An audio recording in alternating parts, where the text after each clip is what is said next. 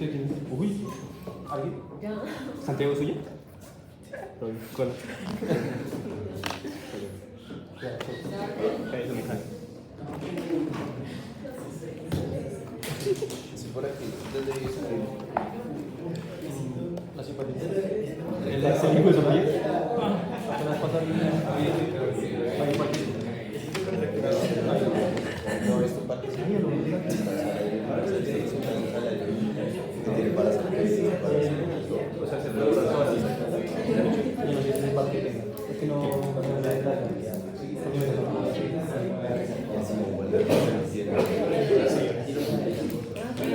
Ahora al terminar eso, No, pero yo ahí, papierno. es la parte de trama del momento. Y trama vascular que ustedes son maestros también. Muñoz, ya son más de la cuenta. Bueno, muy bien. Entonces, en el atome es importante tener en cuenta lo siguiente.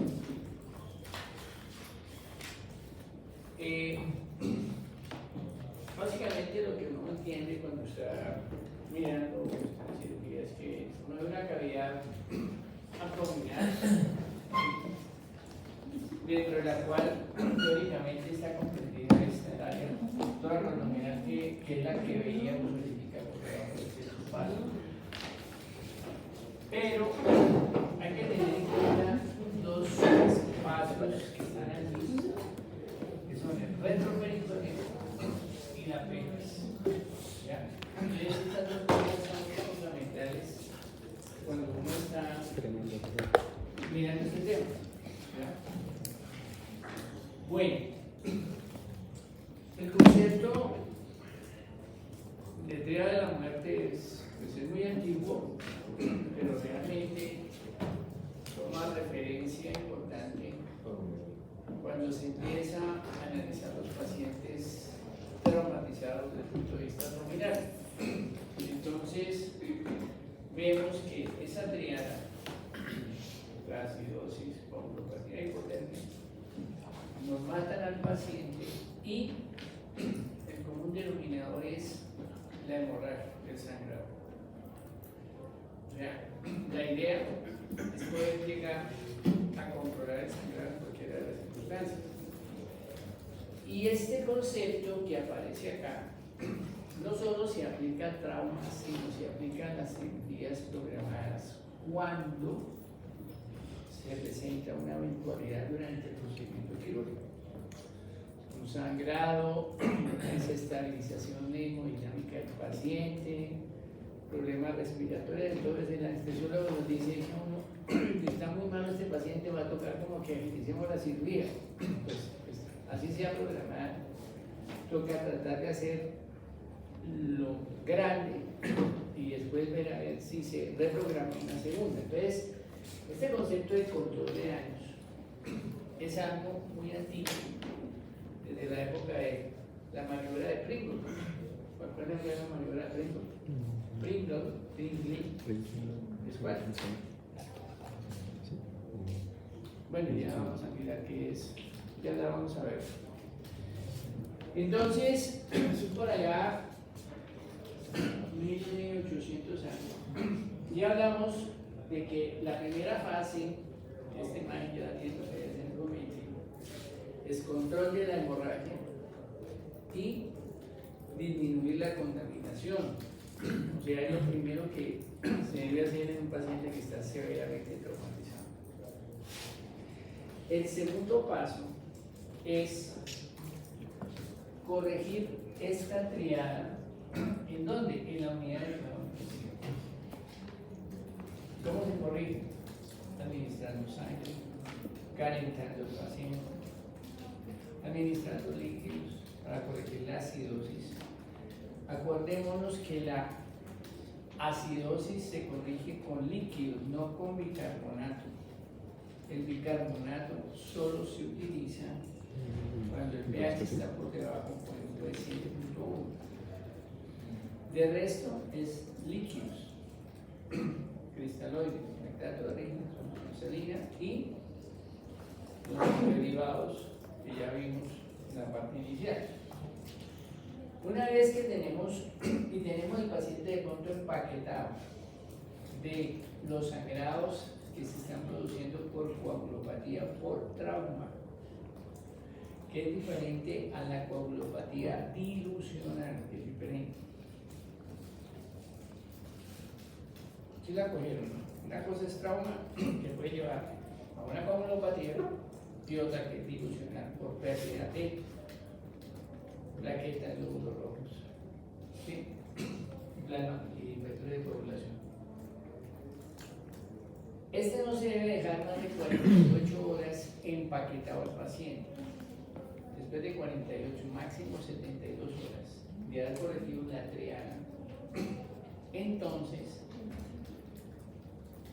hay que sacar las complejas porque se infectan y se lleva nuevamente a cirugía para terminar la cirugía que se comenzó previamente.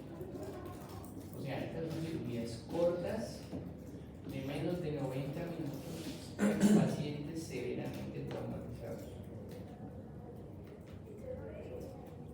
Entonces, 3 pasos fundamentales del concepto de control de daños, pero esta es la cirugía de control de daños, porque el concepto de reanimación de control de daños incluye la cirugía de control de daños, que es la parte inicial de reanimación que les voy a mostrar unas imágenes de una charla que hicimos el año pasado en septiembre en esta de un clic de reanimación de control de daños. Bueno, el trauma puede ser abierto, herida por agua cortopunzante, proyección interna de fuego, lo tienen ustedes en el libro, o cerrado. En nuestro medio, ya pues hay un poco de trauma, más trauma abierto que cerrado, estamos de acuerdo, pero cada vez vemos más accidentes automovilísticos, motociclistas, o sea, en las ciudades grandes, esto se convirtió en un problema muy serio. ¿Sí? Durante las cirugías del control de daño hay como un orden o una priorización de los tipos de daños que se deben corregir primero y después se pueden dar para el. Sí, la primera es que uno llega, encuentra el charco de sangre, aspira, va a los hipocondrios donde está, de acá, saca toda la sangre, identifica el sangrado y controla la hemorragia, lo que puede hacer rápidamente. Después mira qué áreas, qué intestino, qué cosas está rota para tratar de disminuir la contaminación, digamos, intestinal del trauma, estamos dominando.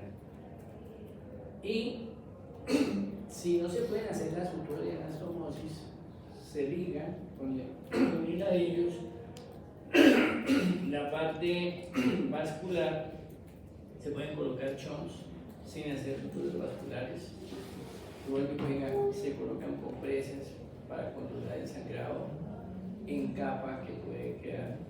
Eso es lo que se hace en menos de 90 minutos. ¿Listo? Bueno, acá este paciente, ¿qué lesión tiene? ¿Laura? ¿Qué lesión tiene este paciente? Es un trauma cerrado. Se cayó del tercer piso. ¿Tiene un qué? Una trauma esplénico, ¿cierto? Estamos en el lado izquierdo. Se rompió el vaso. En este caso es chistoso, como digo, me cayó del cielo. Y eso que yo no me comenté por una razón, porque imagínense que yo necesitaba para un congreso de estos días, ¿qué hacemos? Presentar, habla de trauma esplénico.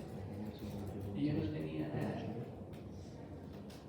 Y aquí cogí le tomé fotos, chuse la barriga, le hice la peritoneal, le hicimos la sutura, el paso, o sea, pudimos tomar todas las fotos para armonizar la competencia como tal. Bueno, el trauma abdominal cerrado entonces tiene a veces más lesiones, ¿no? Porque son múltiples problemas que se destruyen de un momento a otro lado.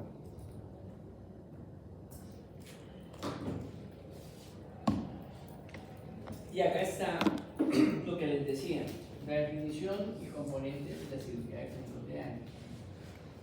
Entonces uno hace el ABC de la TLS, igual, como que lo que hemos venido hablando hoy. La cirugía, echémosle una lecturita, Juan Diego, léate eso. ABCD del ATLS se puede decir manejo en equipo. La cirugía de control de daño se define como la terminación rápida, menor de 90 minutos, de una operación, luego del control de un A, sangrado que compromete la vida, B, disminuir la contaminación, segundo, seguido de la estabilización y la corrección de los trastornos fisiológicos en la UCI, y tercero, posteriormente el manejo definitivo de las lesiones, nuevamente el quirófano. Bueno, mucho de esta cosa se ha aprendido desde que de la cirugía de guerra. La cirugía de guerra es un tópico aparte del trauma politraumatizado, pero que tiene otras connotaciones diferentes, ¿sí? Porque son heridas múltiples, porque son explosiones, porque son ráfagas, fusiles de alta velocidad, etc. Alcanzamos a tener una cátedra de cirugía de guerra que yo la manejaba aquí con los residentes. No terminé porque finalmente me tocaba a mí hacer de todo, entonces yo me mamé y dije, no más. La tuve como durante 3 años. Lo hacíamos con los residentes de cirugía, los de ortopedia, los de neuro, los de urología. Y invitábamos, obviamente, a expertos. Participé en unos simposios de cirugía de guerra. Tuvimos la oportunidad de ir a Suiza, al centro de experimentación de balística, allá en Europa, en Ginebra. Y en un congreso, es un gran curso de cirugía de guerra, como tal. Entonces, todos estos conceptos finalmente salen de todo lo que hablamos de las guerras. Bien. Entonces, este control de daños actualmente se debe manejar teniendo en cuenta estas cosas. O sea, debe haber un equipo. Parece que yo les decía, actualmente se maneja el trauma por teamwork, o sea, un grupo de equipo, donde haya una buena comunicación, donde haya un liderazgo, donde se tomen decisiones, donde, digamos, la persona debe esperar que le va a llegar, o sea, saber, para trabajar en equipo. Entonces, es un enfoque, como dice acá, horizontal, para el equipo dinámico y sincrónico desde el entorno prehospitalario hasta el servicio de urgencia quirófano. O sea, usted debe saber más o menos qué le va a llegar. Estamos hablando de estos grandes centros de trauma. Con 2 conceptos, ya se los había dicho: reanimación. Primero el paciente y luego realizar la cirugía de control de daños. ¿Ok? Actualmente, en los grandes centros de trauma, que la idea es que en el hospital universitario, a la vuelta de 5 años, si es cierto que ya tenemos una expansión en el hospital, tengamos un centro de trauma con estas cosas, donde la radiología intervencionista tome un papel preponderante porque funciona, no están invasivas y hacen embolización. Entonces miren que la anterior, esta es la convencional, la serie, y actualmente este concepto de presto es una estrategia endovasculares rápidas y oportunas en casos de trabajo. Estas son cirugías multipropósitos, ¿ya? Tienen rayos X, tienen para embolización, tienen para poder hacer la cirugía, tienen robótica, tienen lo que usted quiera. Esta es la idea y a esto obviamente se le está apuntando en el hospital de que la tengamos, de que el hospital sea eso en un futuro. Entonces miren ustedes que acá se hace, el concepto es un comienzo pronto y finalización lo más pronto. Se debe hacer un PAN-TC, o sea, una tomografía rápida y en menos de 10 minutos personal entrenado, un radiología intervencionista, se puede hacer el control del sangrado y la embolización de los casos. Bien. Ahora que ya hablamos algo del REBOA y tiene una tasa de éxito, está comprobado, grande. ¿Para qué tipos? Tanto trauma hepático, trauma esplénico, trauma renal y fracturas, por ejemplo, de pelvis exsanguinantes, como les diría, y la colocación de endoprótesis. Entonces, todo esto se le puede hacer y es el plan, es lo que se está manejando en los grandes centros de trauma, tanto en Estados Unidos como en Europa y en los sitios estos. ¿Bien? Sí. Estos algoritmos pues son bonitos ahí, me parecen, a mí no me emocionan mucho los algoritmos. ¿Qué me interesa? Me interesa que ustedes sepan, ya que ustedes lo tienen en el libro también, que sepan que toda vida por proyectil de arma de fuego en el abdomen es igual a la laparotomía. El concepto que deben tener ustedes. Excepto cuando tiene un tiro acá que entra y sale aquí y usted ve que salió pues abdomen blando depresible, no, los duelos intestinales positivos, pues nada. La laparoscopia tiene acción hoy en día en trauma para mirar si hay dudas de que penetró, por ejemplo. ¿Sí? Entonces, tiene algún tipo de acción, pero bueno, juega tiro en el abdomen, igual cirugía. En trauma abierto, una herida de problema cortopulsante, ¿qué le mira a usted?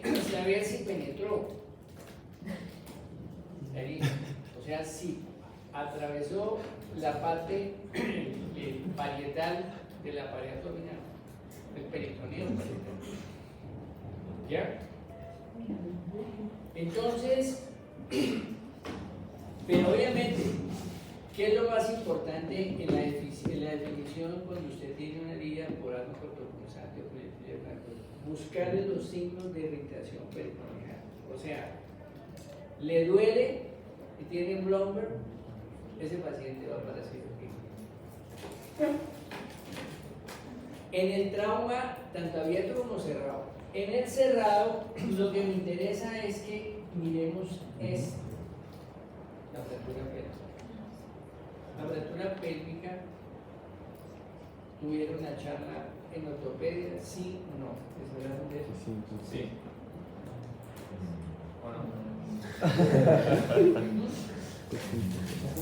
O sea, como que la mencionaron y dijeron que nosotros teníamos que saber la de pediatría. Bueno, en mi grupo, por lo menos fue eso.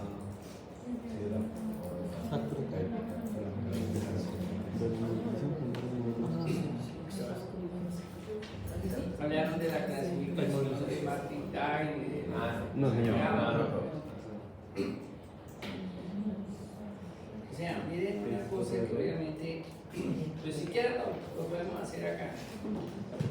Pero yo, por ejemplo, yo sí realmente, yo tengo un comité con los coordinadores cada mes.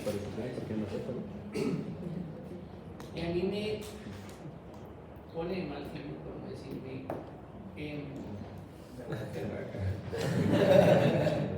porque como decía anoche su famoso presidente, no soy de malas palabras, pero le echó la madre al presidente del Senado y dijo que era un buen puto, y te lo digo así. Imagínese usted, un presidente diciéndole a un presidente, así lo hizo, en medio de su borrachera. Bueno, el cuento va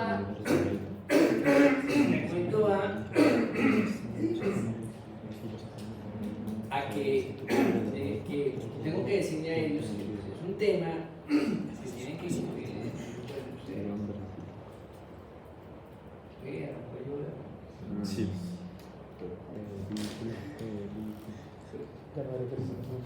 Bueno, entonces vamos a mirar cómo es al final, al final de la charla, cómo manejo la fractura de este pedazo.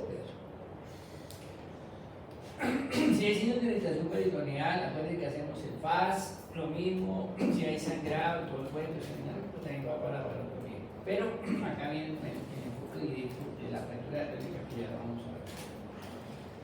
Bueno, ustedes vieron ahí en el libro también estas cosas que son unos numeritos, ¿sí los ven? Esos numeritos, ¿qué significarán?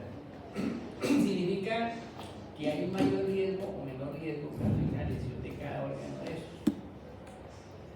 Ustedes se dan cuenta, ¿será que no es grave una lesión de la cava o de la aorta? Pues claro, no puede matar al paciente, pero eso tiene 5. ¿Será que la contaminación fecal que nos puede llevar a una peritonitis, éxito séptico, es más mala? Por eso tiene 5. Y miren la niña bonita, el páncreas. ¿Cierto que es una canción de niña bonita? Esa está bonita. Ah, sí, la niña. Así que era que no.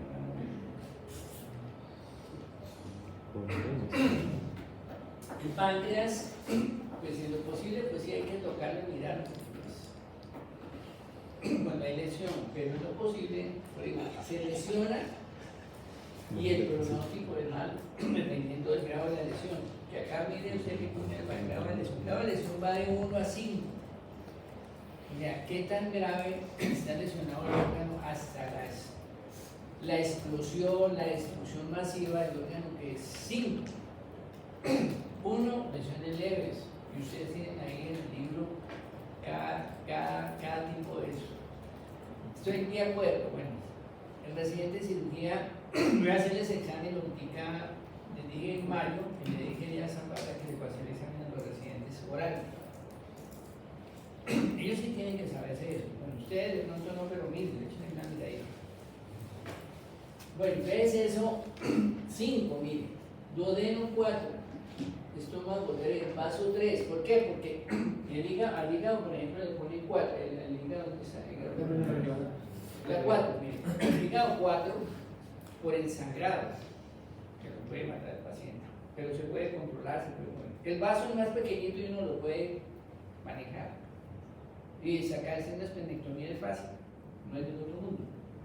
Pero no es tan grave. La vía biliar, 2. Pues puede llevar una peritonitis biliar, pero eso no es tan grave. Estómago 3. Riñón 2, ureter 2. Y mire que el intestino delgado le ponen 1. ¿Por qué? Porque finalmente si tiene una heridita, pues sí, lo puede llevar una peritonitis, pero no es como la fecal. Y segundo, pues se puede suturar, se puede resecar. ¿Qué es lo que vamos a hacer en la práctica con el intestino ya de hoy en 8 días? ¿Listo? Bueno, entonces estos son estos números y acá cada órgano tiene uno de 1 a 5. Esto se multiplica, ese factor de riesgo por el grado de la lesión, y cuando usted suma las diferentes órganos, el páncreas, el duodeno, etc., entonces le va a dar un número. Eso ya está estudiado y se sabe que por encima de 25 la mortalidad se dispara en estos pacientes. Es un factor de riesgo importante para tomar decisiones quirúrgicas en la sala de cirugía. ¿Ya? ¿Ya claro? ¿Entendemos? Este es el vaso que estaba roto, el señor que contamos anteriormente, que pues se pudo hacer la sutura, se pudo reparar. Acuérdense que el vaso hay que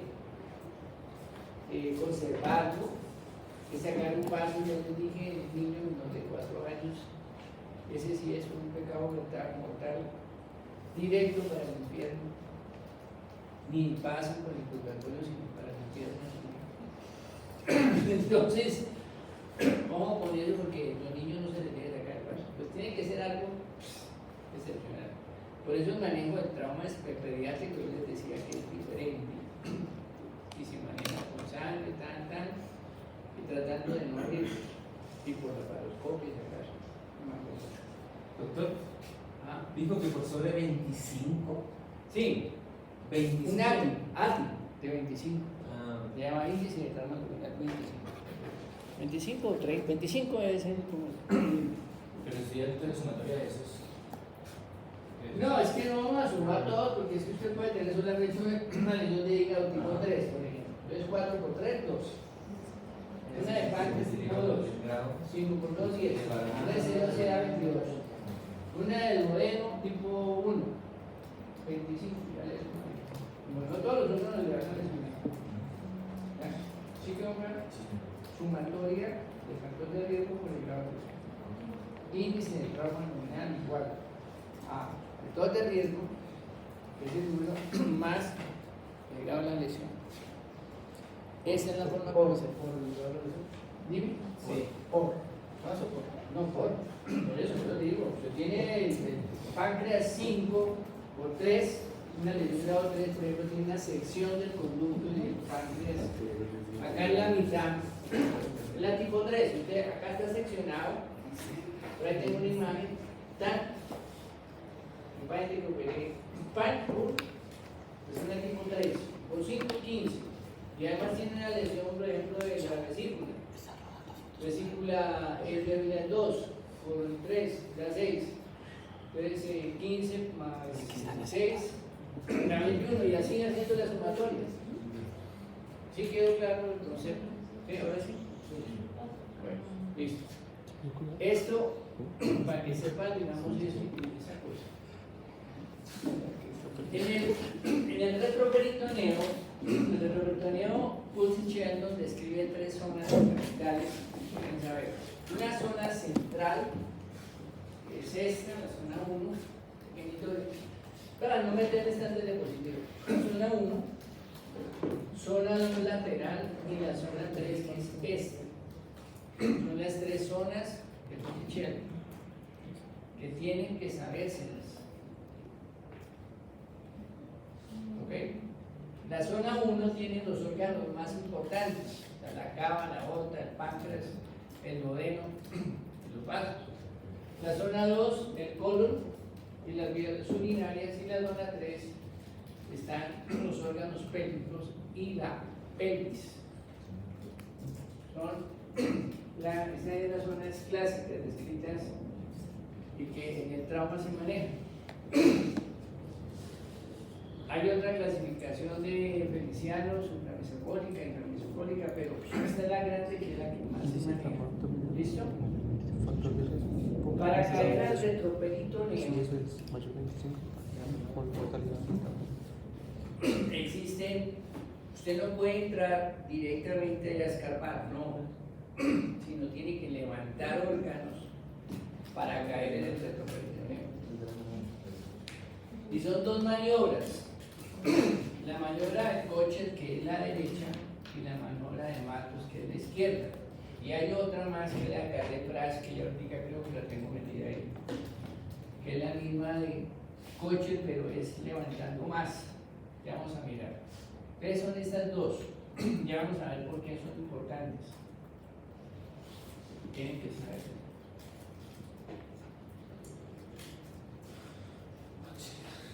Para levantar el duodeno, uno abre la incisión, levanta, puede coger la cabeza del páncreas, puede mirar la parte de la papila, puede tocar esto, la de coche. ¿Sí? La de Catel-Brash es la misma, pero levanta completamente el intestino hasta llegar a exponer toda esta parte, la tercera y cuarta función del duodeno. Entonces se levanta, se puede quedar expuesta completamente la cava, alcanza uno a ver la aorta aquí también. Y la de Matos se levanta, esta es del lado derecho, la de Matos levanta uno desde el vaso, acá vaso, estómago, páncreas, acá está la aorta, aquí está la cava, riñón y el ureter. Es completamente para poder acceder acá a la aorta, acceder al tronco celíaco, que nos da la gástrica izquierda, la esclérica y la hepática, que son las ramas del tronco celíaco, y la mesentérica superior. Usted no puede entrar, como le digo allá, para meterse a escarbar directamente, porque pues, se tira todo y acaba haciendo isquemia en el intestino. Esas son maniobras de exponer el retroperitoneo. Ustedes dirán, doctor, yo jamás en mi vida he desarrollado nada de esas cosas, pero estamos en cirugía y mi obligación es contarles eso. ¿Sí o no? ¿Alguno ahí ya estar usando la cirugía? Y Juan Gabriel está emocionadísimo. Les nota la verdad que. Bueno, si ustedes se dan cuenta, todos estos órganos son retroperitoneales. Camilo, lean los órganos retroperitoneales.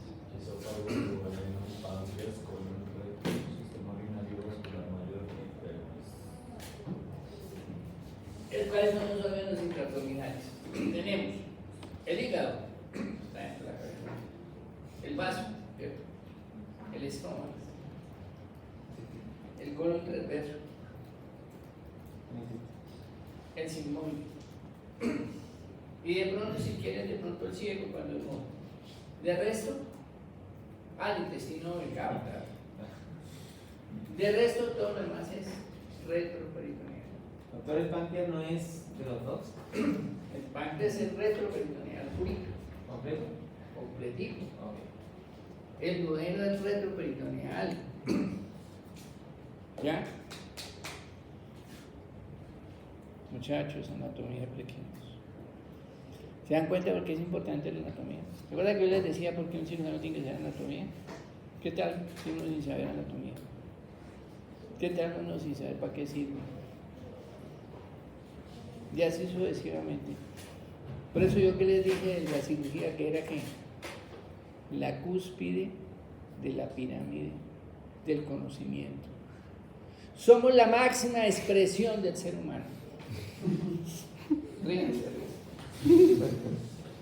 Perdonen por el ego, no mentiras. No, pero créanme que el ser humano, de verdad que es, de verdad, uno siente una emoción tan berraca después de un momento de un frente a otro, nada, y que el tipo sea el vivo. Uy, eso es puro éxtasis. Va mucho más allá que aquella otra función, el estrés que dijimos, pero bueno. ¿Ya? Bueno, entonces esas son las retroperitoneales, ¿listo? El sistema urinario, entonces, los urólogos les hablaron del sistema urinario. El doctor Guzmancito me imagino que le dio la charla, ¿sí o no? Los Guzmancito, ¿no? Joder. ¿Sí o no? ¿Cagua? No, Cagua no puedo decir, porque Cagua ya se fue, ya funcionó. Guzmán no les habló del trauma renal ni del trauma urinario.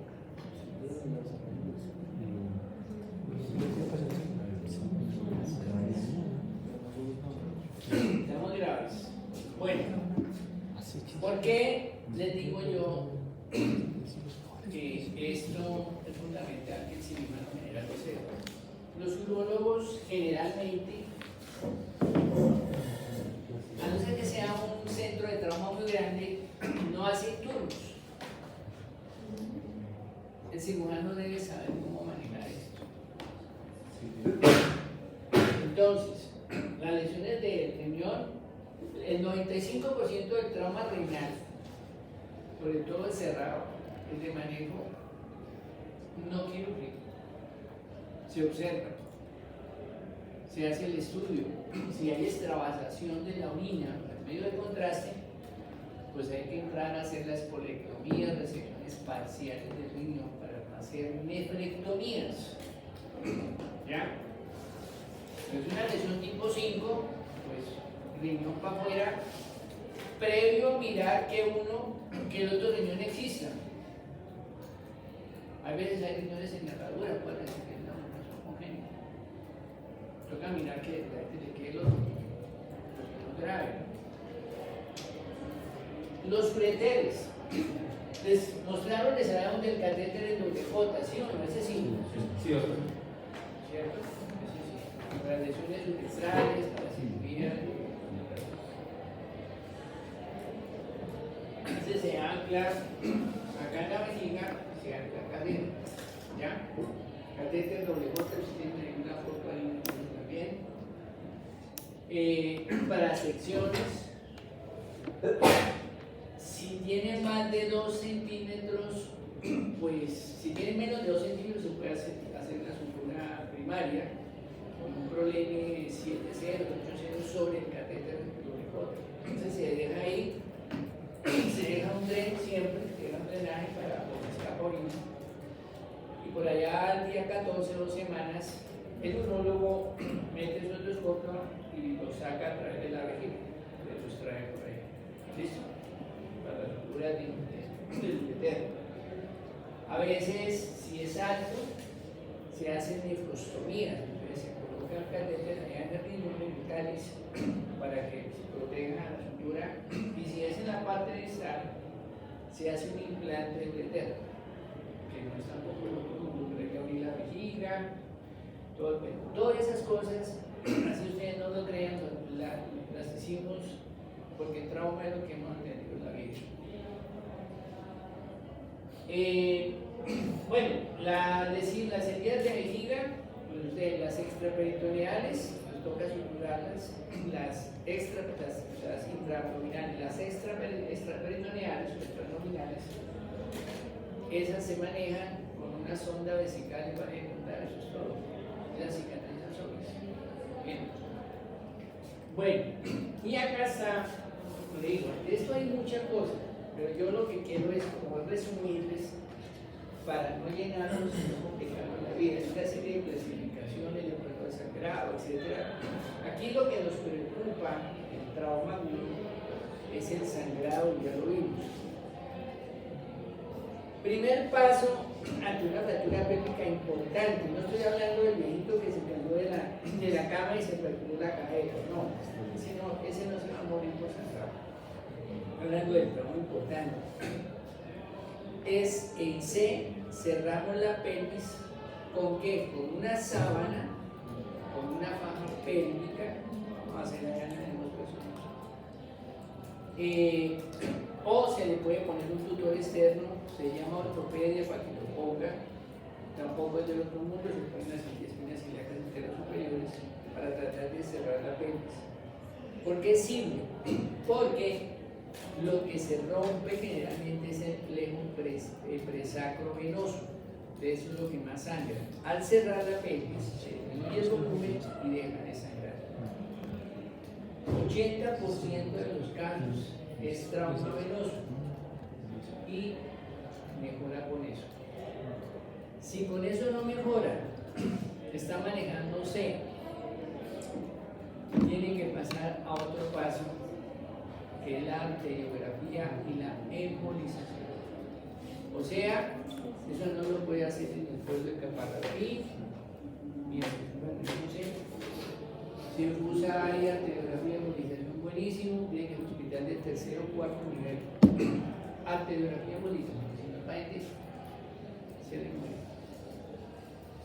No se entra a la zona 3 a escarbar a ver qué es lo que está sangrando. El paciente se muere ahí.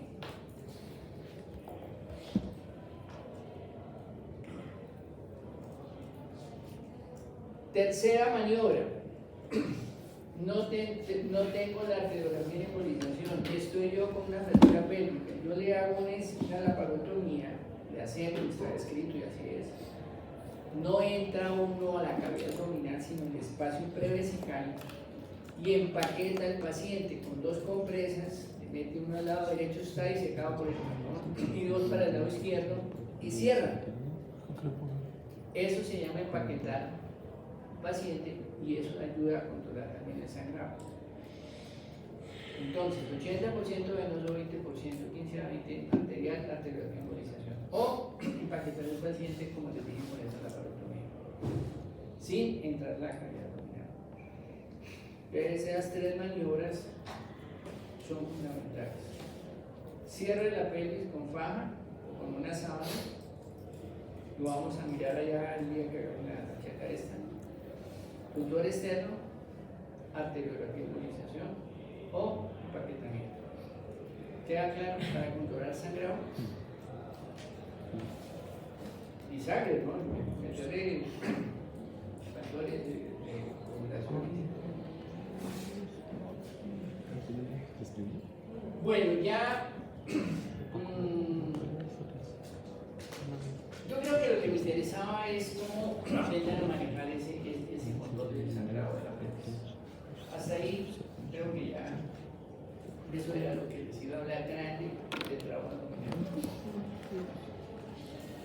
Cada lesión tiene una sutura o tiene una, como les digo, terminar hasta sacar el órgano.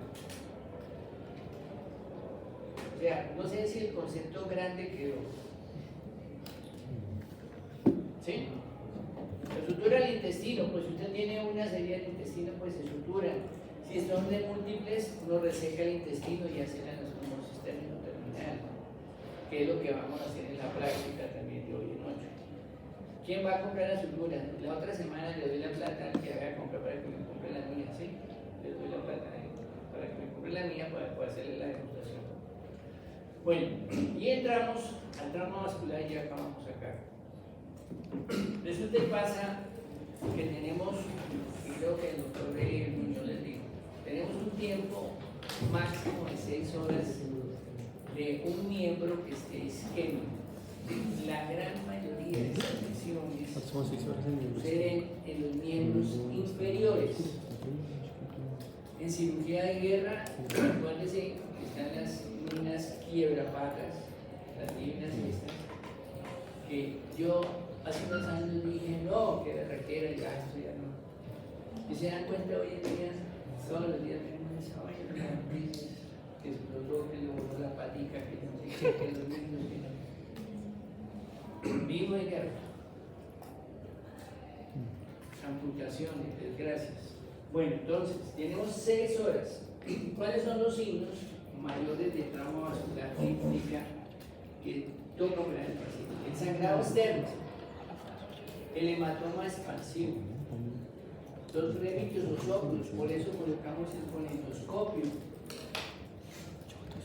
los signos de oclusión vascular, ausencia de pulso, frialdad, cianosis, parestesia. Bueno, espera, aquí sería lo mismo. Lo primero que uno hace ante un sangrado por un miembro es comprimir, poner un vendaje plástico. Torniquete, ¿qué les dijeron del torniquete? A ver. ¿Ah? Solo en amputaciones y colocar de 4 a 5 En centímetros. amputación traumática, torniquete, de resto no. Porque después de 6 horas, si usted suelta el torniquete, produce un síndrome que se llama el síndrome de reperfusión. Reperfusión. Que mata al paciente en un 30-40% por daño renal y por daño pulmonar.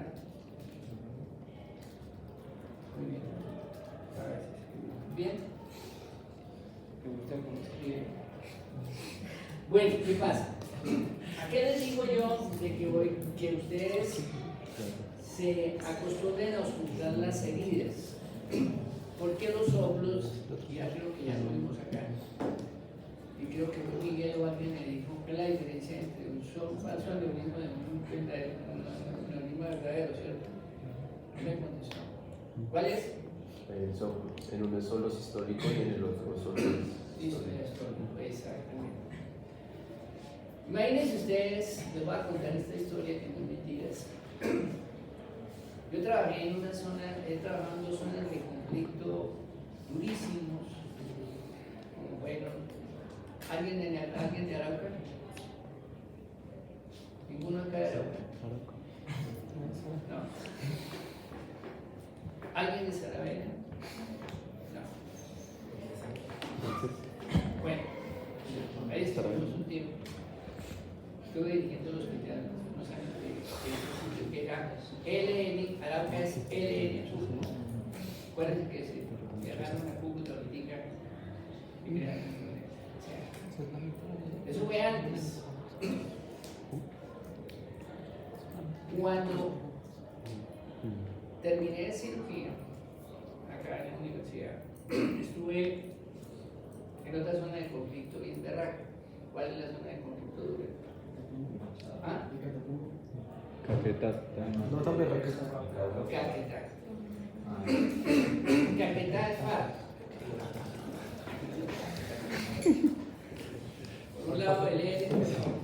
No es que pertenezca a mí. Canta estar por allá metido. Entonces, ya como cirujano, solamente éramos 2 cirujanos, hacíamos 8 días, 8 días, pero esa vaina era trauma venteado por todos lados, ¿cierto? Un día hubo una toma,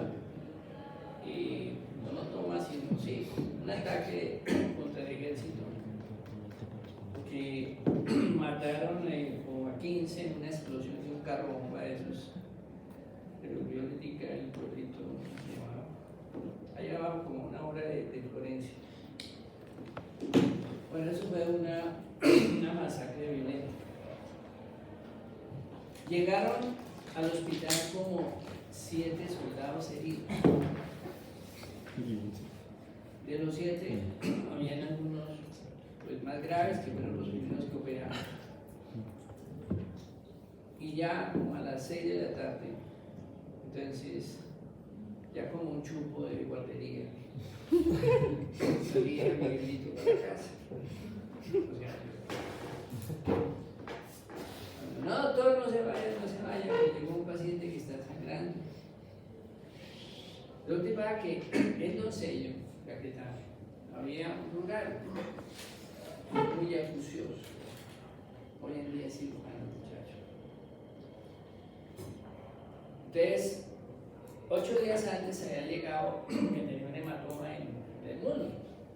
Bueno, entonces el tipo llegó y dijo, no, es un fe que tiene ahí lesionado el músculo y le puso un vendaje y toda la vaina. Ah, no, cogió una jeringa y la aspiró y sacó sangre para. Tranquilo. A los 8 días volvió el paciente. Allá, ante el médico rural, no sé. Y entonces dijo, nada, esta vaina, eso tiene su hematoma ahí. Cogió un bisturí, muchacho agresivo. O sea, Gabriel y un Juan Gabriel. Tráquete, a ver, ese el puñalado. Y pum, petróleo, pate. Me le cascó al corazón a mí. Después, trae, pan y corra para Florencia. Entonces Miguelito, como el chupo de guardería. Era aquí, era cuando en misma acá de la poblita, de la llegada de la moral profunda allá y se convertía en moral. ¿Sí? Pues claro, pues obviamente yo le dije una base de la berraca tipo. Vea, ustedes nunca le dijeron que lo que va a ocultar. Usted cómo le mete. Un falso aneurisma pues se programa y se opera, pero no hacen. Bueno, lo cierto fue que tocó hacerle la reparación, hicimos un par de apenas, me tiré como otras 2 horas en esa vaina. Y el tipo sacó la patica. No le pasó nada, no le pasó nada que obvio. Pero el cuento va a esa que uno tiene que ocultar porque cosas de esas se pueden hacer electivamente y no ganan la pasión. ¿Ven? Pues, ojo con las puntadas desde el punto de vista de bueno, listo. Los signos menores de trauma vascular son disminución del pulso, palidez, edema y síndrome compartimental. ¿Qué pasa con eso? El síndrome compartimental, ¿cómo lo diagnostican? ¿Qué les dijo el doctor? Clínicamente. ¿Ah? Clínicamente. Las P, ¿cómo es la puerta del cuento de las P? Parálisis, ausencia de pulso, dolor,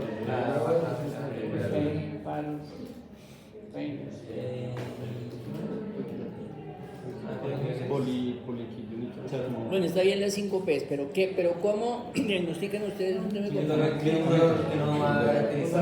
Es un dolor que sobrepasa la movilidad. O sea, generalmente los síndromes compartimentales están en la pierna, en el muslo, en el glúteo y puede ser aquí en el antebrazo. Pero los más frecuentes son los de abajo, los de la pierna. Entonces usted le mueve el pie o le dice mueva el pie al paciente y el dolor es berraquísimo. Usted coge 1 metro con un masalogímetro y le mide la circunferencia. Pues el uno va a ser mayor que el otro, que hay un edema severo. La piel está brillante. Usted coge y le toca, el tipo salta del dolor. No espere a que el pulso se le vaya, pueda que el pulso quede disminuido. No esperen a que no sienta el paciente, porque ya hay un daño nervioso y ya está perdido la cosa. Entonces, en ese momento, sin necesidad de medir presiones, existe. Por encima de 30-35 milímetros de mercurio se supone que empieza un síndrome compartimental. Pero eso en ningún lado se hace, solamente con clínica. ¿Y el tratamiento cuál es? Fasciotomía. La fasciotomía. ¿Listo? La fasciotomía, sobre todo el de acá, pues uno puede hacer incisiones acá laterales internas, poniéndole esta. Pero en la pierna hay que hacer estas dos incisiones. Una interna, aquí le dice 3, pero estas fasciotomías son mal hechas. Esta es para decir que esto no se debe hacer. ¿Por qué? Porque uno debe abrir acá la piel hasta acá y la piel hasta acá y acá hasta acá. Entonces, aquí con eso usted puede abrir el compartimento anterior, lateral y superficial y profundo. ¿Ven? Con 2 incisiones. ¿A qué voy? Resulta y pasa que en ortopedia, no sé si también les hablaron del síndrome compartimental. Sí. ¿Alguna belleza les habló? ¿Sí? Hablando de fracturas. Por aplastamiento, por fracturas, por heridas. También por la inmovilización. La misma inmovilización, si usted coloca un yeso muy apretado, puede llevar a un síndrome compartimental, ¿cierto? Entonces lo importante es, ¿a qué voy yo? Yo les decía que hay cosas que ustedes como médicos lo ponemos dentro de eso que deben saber hacer. Por lo menos una sutura de piel y plástica le enseñan las suturas de cara y todas esas cosas. Una sutura. 2. Saber de pronto que todavía no está coger una vena, o sea, canalizar un paciente. Va a quedarse una vena. 3. De pronto, lo que yo les dije ahorita que hablábamos, una crico, una aguja con una arenita, vamos a ver cómo se hace. 4. Un poquito de toras y pajarita. Así no lo vayan a hacer nunca, pero tienen que saber cómo se hace. Uy, yo de rural tuve una experiencia extasiática, no sé cómo decirle. Llegó muerto, y de motora de atención, yo no me acordaba de la pendejada. No había luz, se veía fuego. Y le puse el tubo y el tipo revivió. Las auxiliares, las enfermeras, el doctor, no sabe. No, es en serio, esa vaina es Santa paciente. Bueno, el cuento, no estoy diciendo mentira, créanme que yo no me invento ningún cuento de estos. Y lo otro que yo pienso que deben ustedes en el futuro, o sea, debieran hacer es poder hacer una fasciotomía, porque salvan una patica. Claro, se pueden hacer con anestesia local. Se hace la incisión, te coge la fascia y eso va brotando en el músculo ahí, hasta arriba. Aquí hay que dejarla mínimo unos 3 centímetros por debajo del peroné para no ir a dañar, de la cabeza del peroné para no dañar el nervio ciático, el glúteo externo y la rama, porque o si no le podemos dejar el pie caído. ¿Bien? Entonces, es algo que de pronto un médico general en nuestro país debiera poder hacer.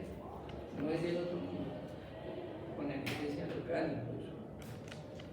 Bueno, esa ahí puede quedar en controversia. El estudio, pues ya parte vascular, pagamos cuando son heridas de múltiple, metas de fiso o cosas múltiples de proyectil, puede hacer arteriografías para poder mirar dónde está y poder entrar a reparar y hacer las revisiones. O los métodos no invasivos, obviamente eso se hace ya en un hospital ya de tercero o cuarto nivel.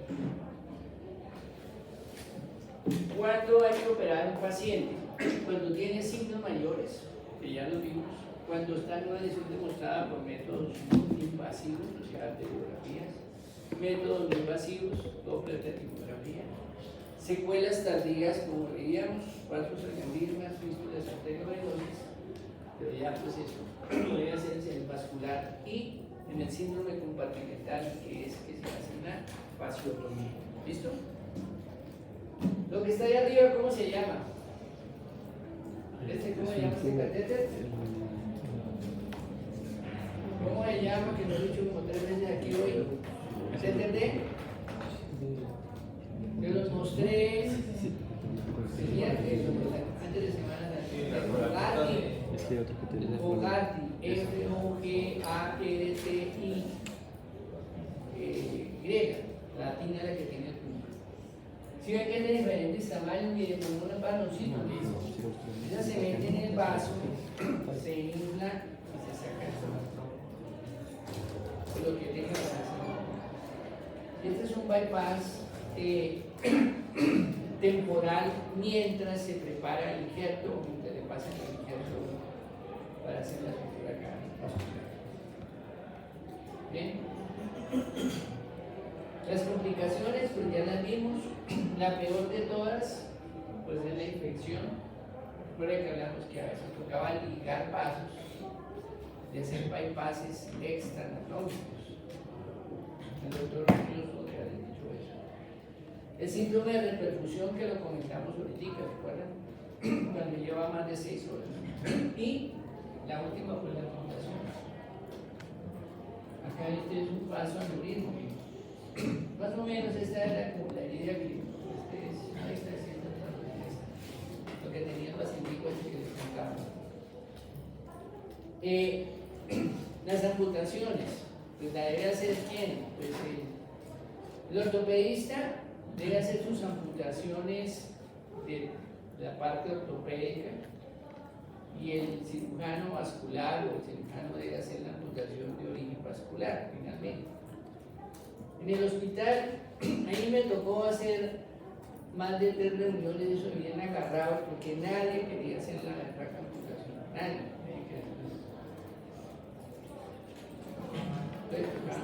Les toca hacer esa amputación, ¿qué hago? Era la pelea entre vascular y ortopédico, no querían hacer. Bueno. ¿Entonces por qué? ¿Por los temas como legales del paciente o por qué? No. ¿Porque es difícil o por qué? No, porque pues, miren, las amputaciones supracondilias son las más fáciles. Esta es una supracondilia, esa es fácil de hacer. Esa no necesita ser un ortopedista para hacerlo. Patas pagué muchísimas. Créanme que las de acá también las puede hacer uno, sobre todo, digamos, lo único aquí es que hay que cortar un poco más alto el peroné, voltear los gemelos para poder cubrir y hacer el movimiento. Las puras de ortopedia serían las transmetatarsianas, las del pie, las desarticulaciones, serían las que ellos deberían hacer. Y también incluso las intracondiles. Pero es por ejemplo, por isquemia, la disquemia, enfermedad arterial crónica obstructiva que el índice tobillo brazo de todo eso. ¿Cuánto debe ser? ¿De cuánto? 0,9. Ah, 0,9. La respuesta. Oye, yo le estoy dando todas las preguntas. No importa, no le decimos a nadie. ¿Ah? No le decimos Queda entre a nadie, nosotros. no pasa nada. Dígame. Bueno, el cuento va a eso. Entonces, el problema es más que todo las peleas son por eso, por las limitaciones, por enfermedad arterial crónica. De resto, pues no está complicado, pero como es lo más frecuente en el hospital, porque en el hospital no tenemos una hora. Bueno, ya estas son exposiciones que realmente no les interesa y gracias. Entonces, miren, ya para terminar, que vimos la curva trimodal, ¿sí se acuerdan? Sí. ¿De qué se mueren los pacientes traumatizados? Tramo cabecefálico, sostenible y insuficiencia respiratoria. ¿Cuál es la diferencia entre el masivo y múltiple? Para que me lo dijeron. Pero son las bases industriales, las 4 bases. Hoy maneja una vía difícil, hablamos de la clínica. reconoce que puede ser la máscara laringia, que la innovación retrógrada, que no sé qué, pero hagan de cuenta que no tenemos máscara laringia. ¿Qué entidades pueden pedir la vida del paciente en el tramo de toras? ¿Cuáles son?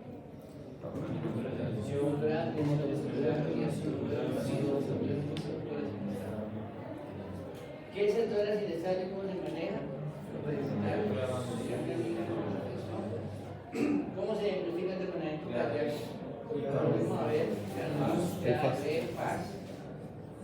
Escala como de Galton, de la sangre, ¿qué es la autoría amplia? Alergia mecánica. La autoría de Monroe Kelly no la vimos, no, esa no la vimos. Ah, sí.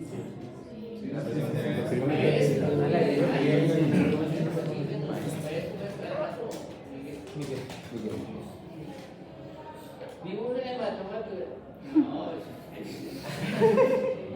¿qué es el neuromedular central? También, el neuromedular anterior también. La asfixia traumática, yo no salí de eso. No sé. 5. Ruptura aórtica contenida, así ven antes de gripe. Usted me hizo decir. Toracotomía de animación, eso que se llama. Trauma abierto, pacientes en paro cardíaco, epidales,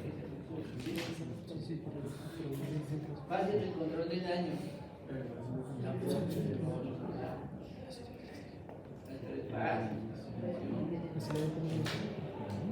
Fractura de la pelvis con shock. Baja pélvica, nasal, tenografía, signos menores de trauma vascular, signos mayores. ¿Qué es el síndrome de perfusión? Tampoco. Predecesores. Ay, acabamos. Bueno, muchachos, mire, ahí está lo de trauma. Esto es